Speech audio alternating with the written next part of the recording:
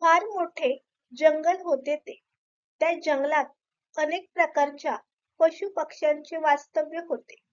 ते जंगल म्हणजे एक मोठे नैसर्गिक प्राणी संग्रहालयच होते म्हणा ना. हिरामन नावाचा एक पोपट त्या जंगलात राहत होता.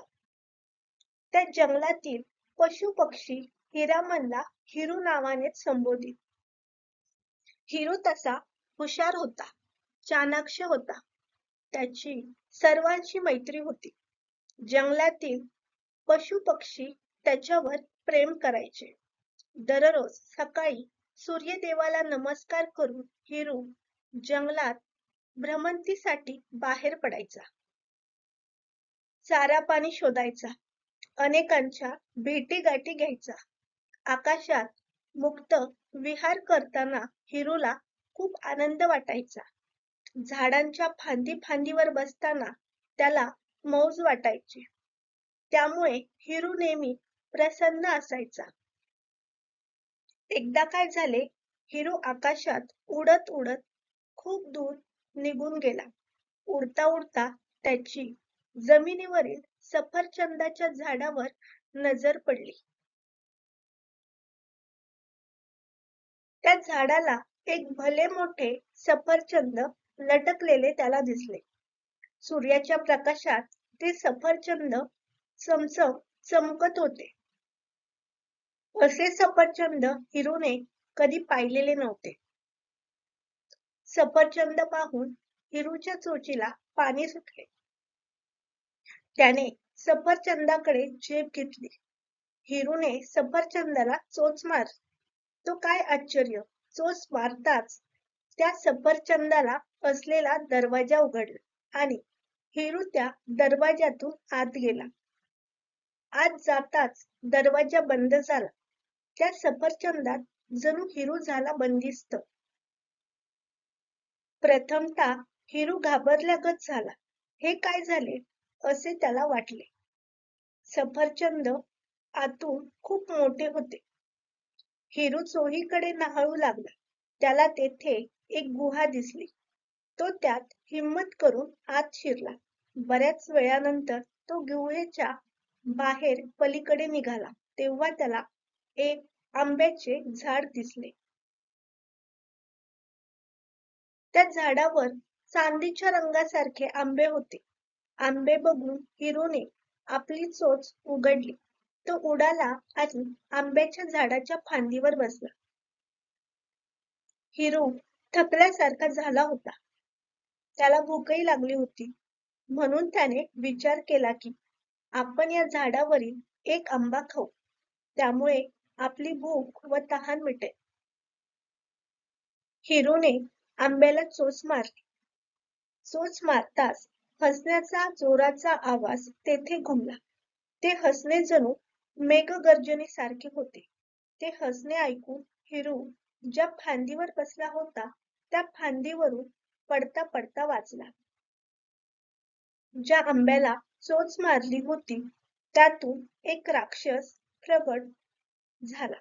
त्याचे हसणे अक्राळ विक्राळ होते. तो हसतच हिरू पोपटाला म्हणाला, तू पण सफरचंदाच्या लोभाने येथे आलास? येथे जो येतो तो परत जात नाही. येणाऱ्याला मी खाऊन टाकतो. तू तर माझा एक घास सुद्धा नाहीस. परंतु मोठ्या चपळाईने स्वतःला वाचविण्यासाठी हिरू त्या फांदीवरून उडाला. उडताना त्याने राक्षसाच्या डोळ्याला जोराने आपली चोच मारली. तेव्हा राक्षस किंचाळला. त्याचा डोळा रक्तबंबाळ झाला. पोपटाने डोळ्याला मारलेल्या चोचीमुळे राक्षस क्रोधाने चवताळला. तो हिरूवर तुटून पडला. परंतु हिरू आपले पंख फडकवीत राक्षसाला चकवू लागला. हिरू पुढे आणि राक्षस मागे असे दृश्य होते. आता या राक्षसापासून वाचणे कठीण आहे असे हिरूला वाटले. त्याच वेळी दुसऱ्या पंखांचा फडफडाट हिरूच्या कानावर आला. त्याने आवाजाच्या दिशेने पाहिले. तेव्हा त्याला भिंतीवर एक झरोका दिसून आला. त्या झरोक्यातून हिरू पलीकडे गेला. तेथे एका पिंजऱ्यात एक दुसरा पोपट बंद असलेला हिरूला दिसला. पिंजऱ्यातील पोपट हिरूला म्हणाला, अरे मित्रा, तू येथे कसा फसलास? पण हे बघ, घाबरू नकोस. आत तू या पिंजऱ्यावर बस. तू जोपर्यंत या पिंजऱ्यावर बसलेला राहशील तोपर्यंत राक्षस तुझे काहीही करू शकणार नाही. हिरूने तसेच केले. तो पिंजऱ्यावर बसला. थोड्या वेळाने त्या झरोक्यातून आपल्या जादूच्या सामर्थ्याने राक्षस तेथे आला. पिंजऱ्यावर बसलेला हिरू बघून तो मनातून चपापला. त्याने हिरूला भीती दाखविण्याचा आणि धमकावण्याचा प्रयत्न सुरू केला. परंतु हिरू पिंजऱ्यावर बसलेलाच राहिला. तेव्हा राक्षसाने त्या जागी जादूने जोराने वाहणारा वारा सुरू केला. वीज चमकू लागली. ढगांची गर्जना सुरू झाली. त्यामुळे पिंजरा हेलकावे खाऊ लागला. हिरूचे पाय पिंजऱ्यावरून निसटू लागले. हिरू हैराण झाला. हिरूची स्थिती बघून पिंजऱ्यातील पोपट हिरूला म्हणाला, मित्रा, घाबरू नकोस.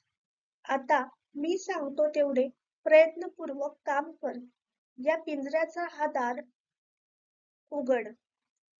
हे दार उघडताच मी उडून जाईल. मी मुक्त झालो म्हणजे हा राक्षस मरून पडेल. हिरूने पिंजऱ्याचा दरवाजा उघडला. पिंजऱ्यातील पोपट जदिशी उडाला. पोपट पिंजऱ्यातून बाहेर पडताच राक्षस चक्रावला आणि जमिनीवर कोसळला. जोराचा वारा बंद झाला. ढगांची गर्जना थंडावली. विजेचे चमकणे मावळले. राक्षस मरून पडला. आता हिरूने बाहेर पडण्यासाठी उड्डाण केले. उडता उडता तो आंब्याच्या झाडाजवळ आला. तेथे बरीच मंडळी जमलेली होती. त्या मंडईत एक राजा, राजकुमारी आणि इतर जण होते. त्यांना राक्षसाने बंदिस्त केलेले होते. परंतु राक्षस मेल्याने ते मुक्त झालेले होते. तुम्ही कोण? या आंब्याच्या झाडाखाली कसे? हिरूने त्यांना विचारले. त्या मंडळींनी आपला परिचय देऊन त्यांच्यावर ओढवलेली सर्व हकीकत सांगितली. नंतर हिरूने पण त्यांना आपला सर्व किस्सा सांगितला. तू मोठा हुशार दिसतोस. तुझ्यामुळे आम्ही दुष्ट राक्षसाच्या पंजातून सुटलो. हे तुझ्या साहसाचेच फळ आहे. जे साहस करतात ते सफल होतात. हिरू, तुला त्रिवार धन्यवाद, राजा बोलला. नंतर सर्व सफरचंदातून बाहेर पडले. जाताना हिरू पोपटाने ते सफरचंद तोडून फेकून दिले.